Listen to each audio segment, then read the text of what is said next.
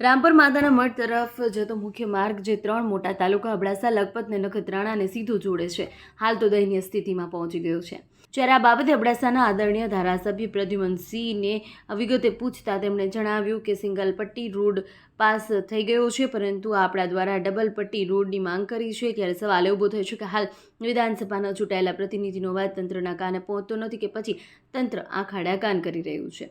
આ માર્ગ દરરોજ હજારો ગામડાવાસીઓ, પવિત્ર યાત્રાળુઓ, વાહન ચાલકોની અવરજવર થાય છે, પણ રસ્તાની ખરાબ હાલતને કારણે લોકોને ભારે મુશ્કેલીનો સામનો કરવો પડી રહ્યો છે। ક્યારેક ગાઢ ખાડાઓ તો ક્યારેક તૂટેલા ડામર રોડ, આવા માર્ગે વાહન ચલાવવું જૂના જોખમ જેવી વાત બની ગઈ છે। ખાસ કરી વરસાદી મોસમમાં તો રસ્તાની સ્થિતિ વિપરીત બની જાય છે અને વાહન ચાલકોને ઘંટાઓ સુધી ફસાઈ રહેવું પડે છે। ગામના લોકો કહે છે કે વારંવાર રજૂઆત છતાં પણ તંત્ર દ્વારા કોઈ યોગ્ય પગલાં લેવામાં આવી નથી। ત્યારે સ્થાનિક લોકો દ્વારા બહુજન આર્મીના સ્થાપક લખનભાઈ દુઆને રજૂઆત કરતા લખનભાઈ રૂબરૂ મુલાકાત લઈ રસ્તાનું વિશ્લેષણ કર્યું અને તેમજ જો વહેલી તકે તંત્ર દ્વારા રસ્તાનો નિકાલ કરવામાં નહીં આવે તો ઉગ્ર આંદોલન કરવાની ચીમકી ઉચ્ચારી છે। સ્થાનિકોને યાત્રાળુઓ હવે માંગ કરી રહ્યા છે કે તંત્ર તાત્કાલિક રસ્તાનું મરામત કાર્ય શરૂ કરીને આ મહત્વના માર્ગને યોગ્ય રૂપે દુરસ્ત કરે। વિશેષ કરી માતાના મઢ સુધી પહોંચતા માર્ગની હાલત જોવી હોય તો કહી શકાય કે તંત્રની નિષ્ક્રિયતા સ્પષ્ટ દેખાઈ રહી છે।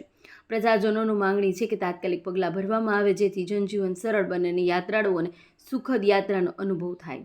અહેવાલ મા ન્યૂઝ, ગાંધીનગર। नाम को रखे नाम मोहम्मद अब्दुल्ला किन गाम जायो बाटरिया लोहार।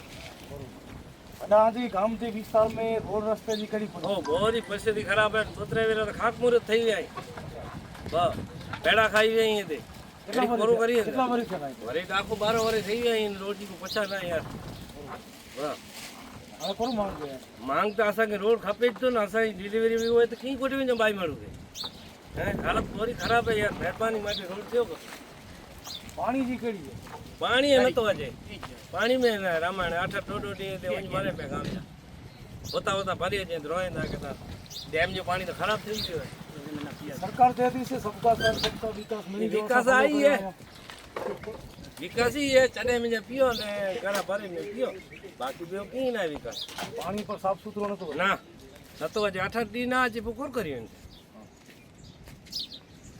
पानी वाला तो अन्य द्रोय में असी पी गनो था पर रोड वाली जरूरी है असा की थोड़ी આ દાદા એક બહુ સારી વાત કરી કે રોડ રસ્તા અહીંયા કને ખરાબ છે જેના કારણે ડિલિવરી વાળી મહિલાઓ ને કેટલી તકલીફ પડતી હોય આપ સમજી શકો। આજે આપણે જ્યાં કને ઉભા છીએ અહીંયા ત્રણ રસ્તો લાગુ પડે છે, એક અબડાસા જાય છે, એક નખત્રાણા જાય છે અને એક આપણું જાય છે લખપત।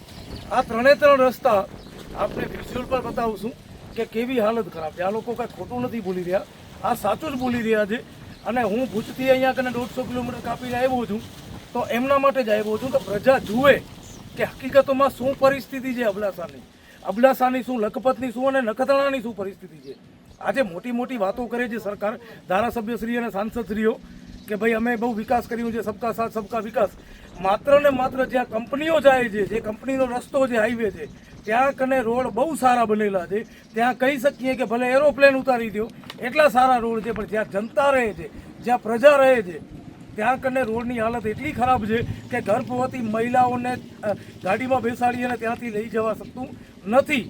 આજે અબડાસા અહીંયા શિક્ષણ હોય, આરોગ્ય હોય, રોજગારી હોય, એની કેવી તંગી છે। એનાની હોસ્પિટલ કેટલો છોડો हॉस्पिटल थी 12 किलोमीटर थी અને કેણું હોય હોસ્પિટલ हॉस्पिटल बराबर બરોબર એતાની કઈ જગ્યા છે હોસ્પિટલ नेत्रा है कोई गया पर है અહીંયા બરોડા બરોબર અહીંયાથી હોસ્પિટલ 10-12 કિલોમીટર થાય છે। આ રસ્તો ખરાબ છે, આપ સમજી શકો છો 10-12 કિલોમીટર રોડ કેવી રીતે આપણને કાઢવું। મારી વિનંતી છે આ સરકારને તાત્કાલિક ધોરણે જે પેડા ખાઈ મંડપ બાંધી અને ઉદ્ઘાટન થઈ જાય છે જે રોડનું ત્યાં કને ખરેખર રોડ બનાવવામાં આવે, નહીંતર આવનારા દિવસોમાં લખપત, નખત્રાણા અને અબડાસામાં ઉગ્ર વિરોધ જનતાને સાથે રહે। કારણ કે હવે ધીરે ધીરે જનતા જાગૃત થઈ રહી છે, જનતા બોલી રહી છે અને આ જ જનતા તમને સરકારમાંથી ઉખેડીને ફગાડી દેશે। એ ધ્યાન રાખજો, તમારી સરકાર ચલાવવી હોય તો જનતાના કામ કરો, મોટી મોટી ફુકારી ન મારો।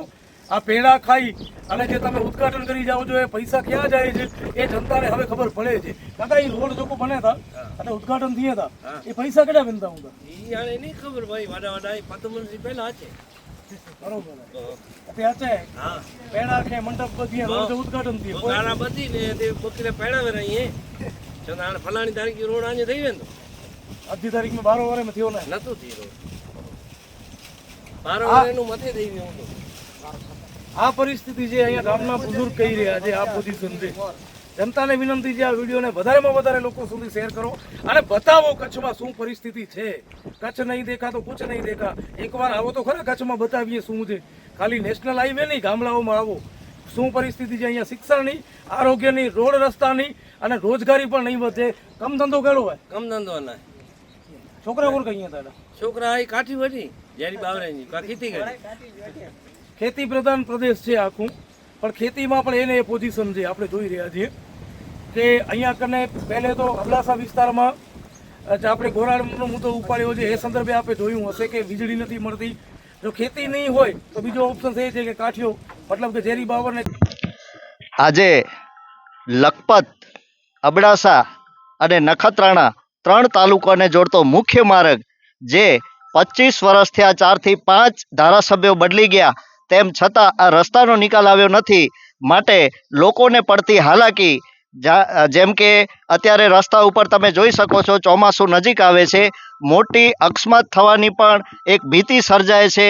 ત્યારે નેશનલ હાઈવે જે કંપનીઓ જે આવી છે અબડાસામાં એમના માટે જે રોડ છે એ 4 ગણા થર નાખી અને વિકસિત ભારત તરીકે મીડિયા દ્વારા બધે જાહેર કરવામાં આવે છે પણ વાસ્તવિકતામાં ત્યાંના સ્થાનિક લોકોને કેટલી હાલાકી પડે છે તે અત્યારે તમે સ્થાનિક લોકોના મુખેથી સાંભળશો.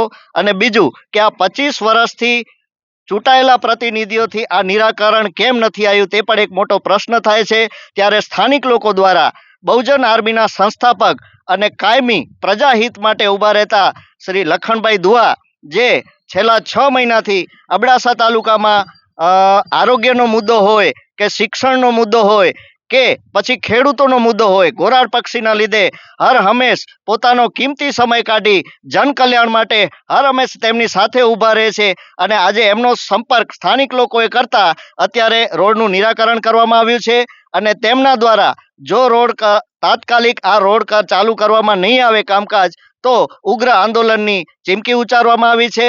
અને વધુમાં સ્થાનિક લોકો પાસે આપણે જાણીશું કે અહીંયાની સ્થાનિક સમસ્યા શું શું છે અને લખનભાઈ પાસે પણ જાણીશું કે આ કયા કારણોસર 25 વર્ષ થયા જે એમની કઈ એવી મજબૂરી હશે જે આજ દિવસ સુધી સ્થાનિક લોકોને રોડથી વંચિત રાખવામાં આવ્યા છે. પાણીની સમસ્યાઓ છે, રોડની હાલત છે. અહીંયા આગળ વીર દાદા અબડાજામજીનું મંદિર પણ આવેલું છે.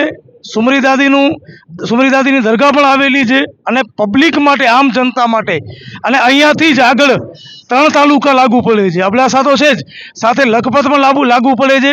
માં આશાપુરાનું મંદિર પણ અહીંયાથી જવાય છે અને નખત્રાણા પણ અહીંયાથી જવાય છે. આ 3 રસ્તા આગળ જતા લાગુ પડે છે. છતાંય પણ કોઈ જાતનો વિકાસ નહીં. વર્ષો જૂનો રોડ છે અને અહીંયા કને રોડ ક્યારે બન્યું જ નથી એવું લાગી રહ્યું છે. બન્યું હશે તો કદાચ 20-25 વર્ષ થઈ ગયા હશે. જ્યારે આગળ આવો તમને બતાવું કે અહીંયાથી સાંખી અર્ચણ જેવી કંપનીઓ જાય છે, કંપનીનો રોડ જાય છે, એમનો માલ સામાન અહીંયાથી જાય છે, એના માટે બનાવેલું આ રોડ છે. આટલો ફરક છે આ રોડમાં. હવે તમને બીજો એક નજારો બતાવું. સામે જુઓ, આ જે એક પવનચક્કીનું સામાન, એક પવનચક્કીનો પૈયો આ તમે જોઈ શકો છો. આના માટે રોડ બનાવવામાં આવેલું છે. આ ખાનગી કંપનીઓ માટે રોડ બનાવવામાં આવેલું છે, ન કે પ્રજા માટે. અને જે પ્રજા માટે રોડ છે રોડની હાલત એકદમ બેહાલ પડી છે. ધારાસભ્યશ્રીને મારી વિનંતી છે કે વહેલી તકે આ તમામ રોડ અને અહીંયાથી દરેક ધર્મના લોકોની મંદિરો છે, અહીંયા કને મસ્જિદો છે અને ખાસ કરીને ડિલિવરીવાળી માતાઓ અને બહેનો આવા રોડ ઉપર ક્યારે જઈ શકે, કેટલો સમય લાગે અને શું પરિસ્થિતિ રહે. કચ્છની પ્રજાને અને ખાસ કરીને અબડાસાની જનતાને વિનંતી છે કે હવે જાગો. હવે જાગવાનો સમય આવી ગયો છે. તમારા રોડ નથી, તમારા રસ્તા નથી, ખરાબ છે, તમારા પાણીની સગવડ નથી, તમારી હોસ્પિટલ નથી, ખેડૂતોની સમસ્યા છે, શિક્ષણની સમસ્યા છે. આટલી બધી સમસ્યા હોવા છતાંય આપણે મૂંગા બેસી રહેશું તો કેમ ચાલશે. અને આ કંપનીઓ માટે મલાઈ છે, અહીંયા કને આજે એરોપ્લેન ઉતારો, હેલિકોપ્ટર ઉતારી નાખો ભલે, અને પ્રજા માટે તો બાઇક લઈ જવી હોય તો મુશ્કેલ પડે છે. જનતાને વિનંતી છે કે વહેલી તકે જાગે અને તમામે તમામ મુદ્દાઓ ઉપર લડ્યો છું અબડાસા માટે અને આગળ પણ લડવાનો છું. એનામાં કોઈ બેમત નથી અને કોઈના બાપનો ડર પણ નથી, કારણ કે અબડાસાની જનતા માટે છે, અબડાસાની જનતા માટે છે અને અબડાસાની જનતા માટે દરેક મુદ્દા ઉપર હું લડવા માટે તૈયાર છું. આ વિડીયોને શેર કરજો, આ ચેનલને સબસ્ક્રાઈબ કરજો અને વધારેમાં વધારે લોકો સુધી આ મેસેજને પહોંચાડજો. ધન્યવાદ, આભાર.